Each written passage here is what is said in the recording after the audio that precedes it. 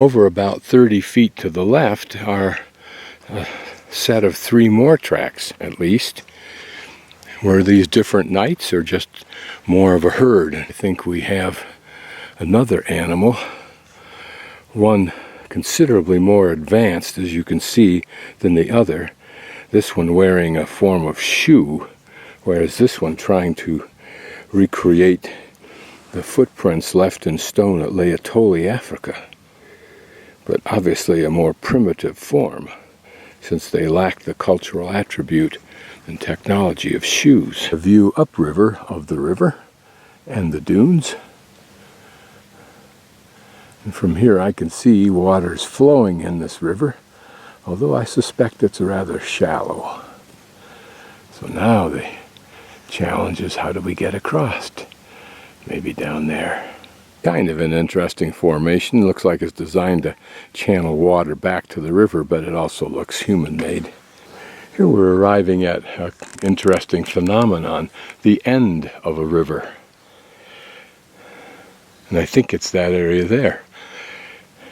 Here is a channel, also, I believe, created by man. If you notice this little dam area, it looks like it has finger marks on it. But you'll notice that while there's a considerable amount of water flowing down there, it pretty much terminates right there.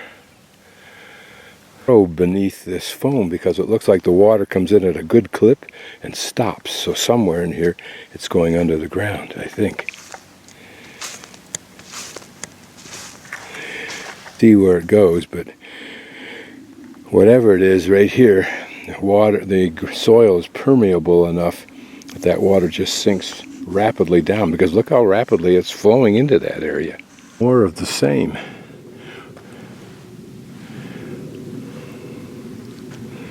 Looking right in front of us, the water comes out from underneath the foam, but right there it sinks.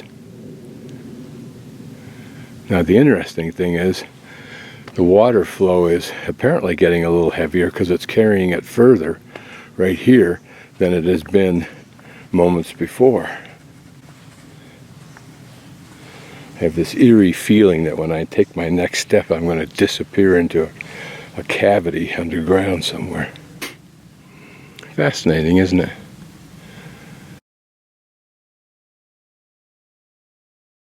I have direct access to the dunes. Let's see how far we can go. On the first low ridge of dunes between the river on our right and the massive dunes to our left. Notice this little meadow, if you will, ensconced within these lower dunes. Some people over there who've climbed up and have those special snowboarding devices for snowboarding down a dune. We'll take a look at that one person.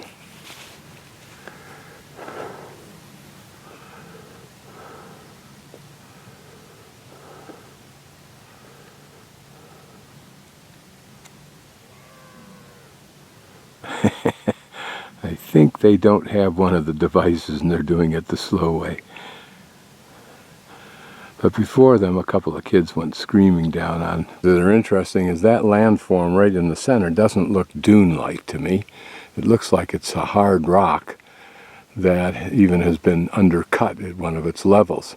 And if you look up above, you'll see a narrow, dark line going left to right, and it follows right down along that ridge. I wonder what that is.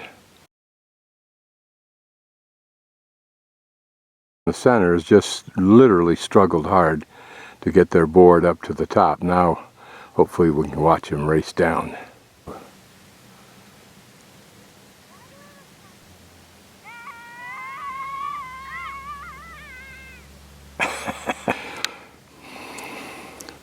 You can see how these dunes are formed.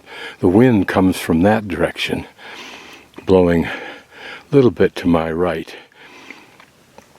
So this is the leeward edge, if you will, and that's the windward edge. But it creates these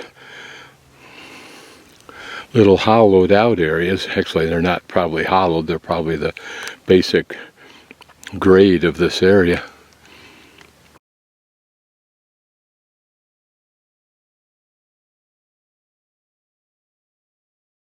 Clarify how dunes are formed, or at least these. The wind blows from behind me, past me to this edge here, blowing the sand over the edge, creating a continually forward moving dune, forward moving in that direction.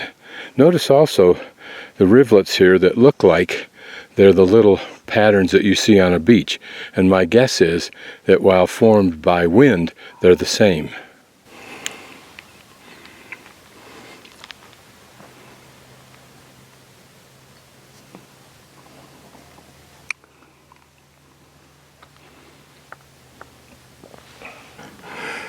Here I'm at the sharp edge, the leeward edge of a dune.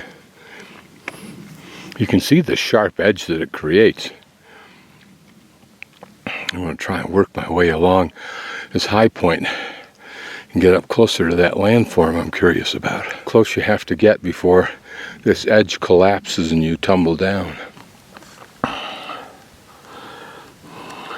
And we just walked past, and I think that is the grade, and probably these dunes just move back and forth over that grade, or maybe they move continuously in this direction and providing opportunities for new dunes to form.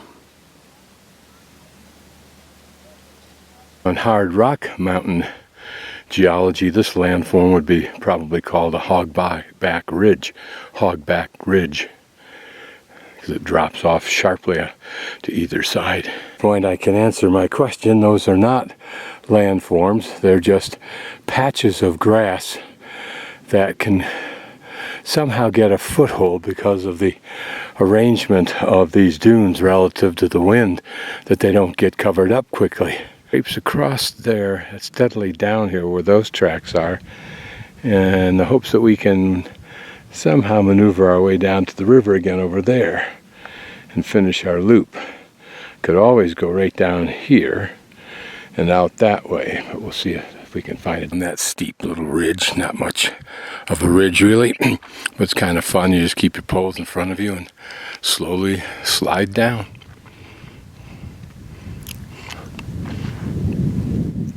Now what's on this ridge? Maybe steeper, I don't know.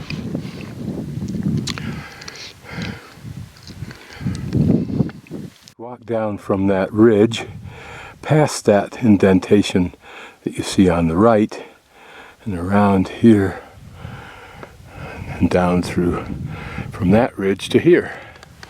And now we'll find a way down to the river. We're about a half a mile up from where we entered and crossed the water, and it was disappearing totally into the ground. As I pan across here, you'll see how much volume of water is at this point working its way downriver, most of which will disappear before it gets to where we saw it last. Get across this water barrier without getting too wet, just because I don't feel like taking my shoes off and then having to walk the rest of the way in this bare feet, or dry my feet off, put my shoes back on. I know, it occurred to me that it might be this river that brings down this floodplain of sand and silt and brings it all the way down to the forefront of these dunes that provides the material for the dunes. And furthermore, it may be that somehow that's a cycle. Treadmill